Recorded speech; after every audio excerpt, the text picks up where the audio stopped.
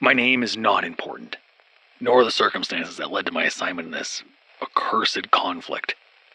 All you have to know is that I am a staff sergeant in the United States Army who has been assigned to a classified operation in Alaska, although I doubt it can remain classified for much longer.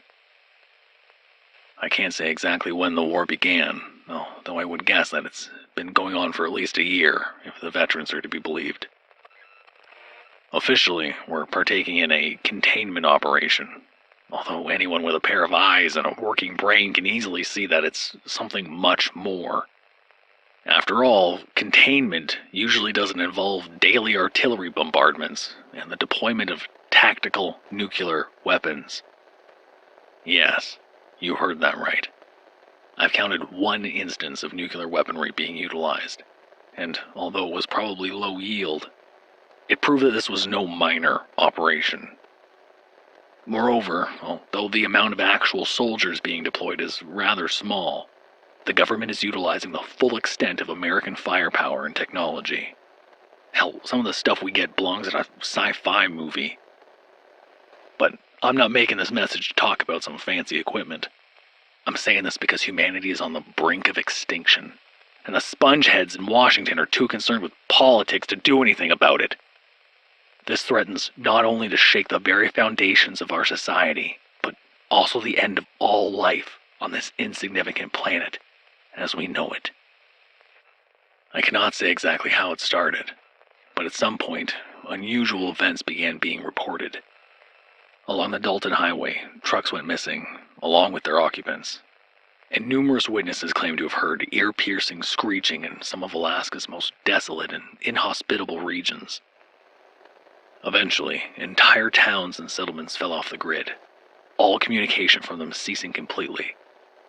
It was only after a federal agent discovered that an entire town, with an estimated population of 300, had vanished that the government began to take the matter seriously.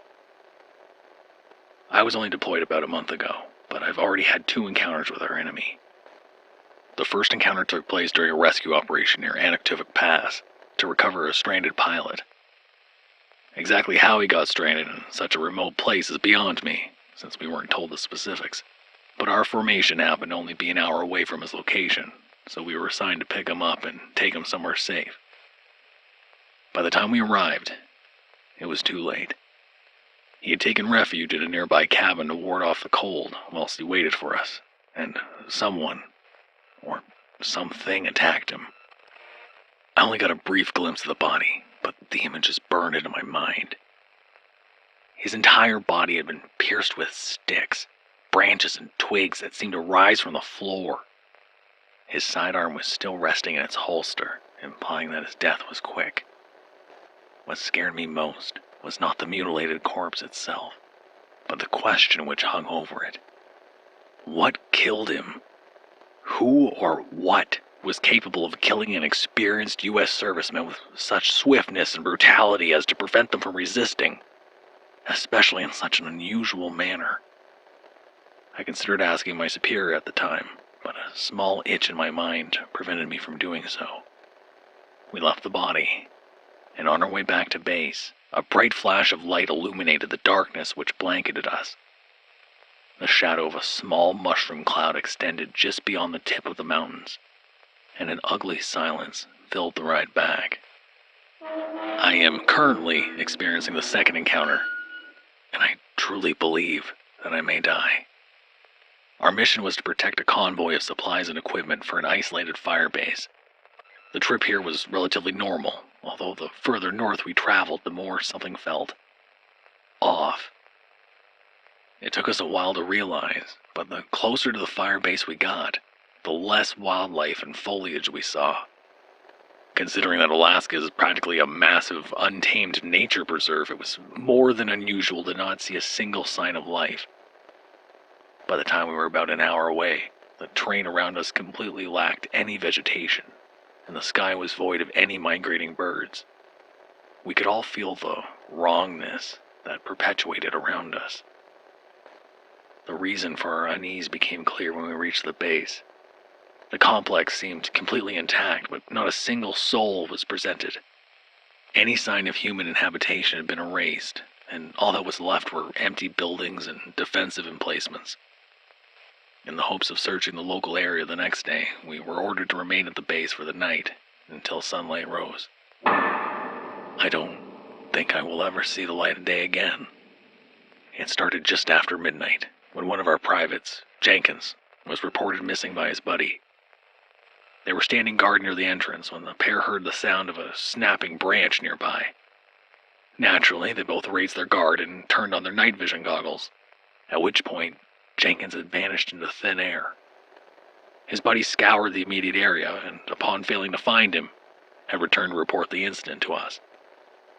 Whilst we considered our options, another private entered the command room. Another soldier had gone missing. For the next 30 minutes, just over half of our formation would seemingly vanish into the abyss of the night. Not a single scream or shot being heard.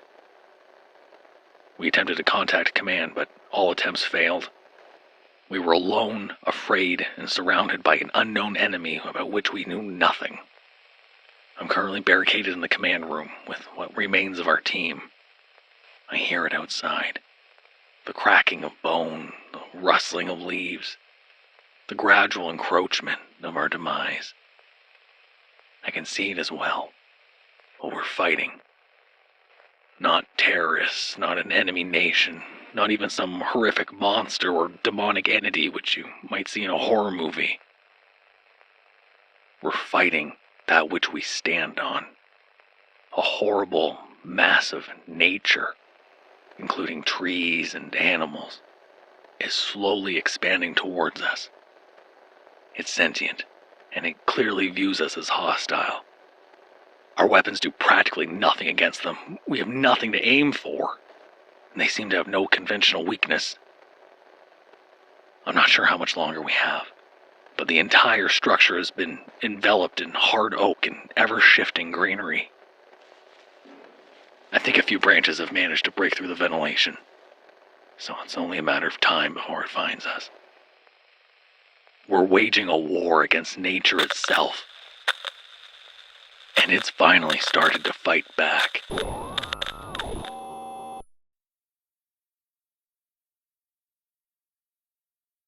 Today's story was written by BelgianProblem, but it felt more scary to mention that now.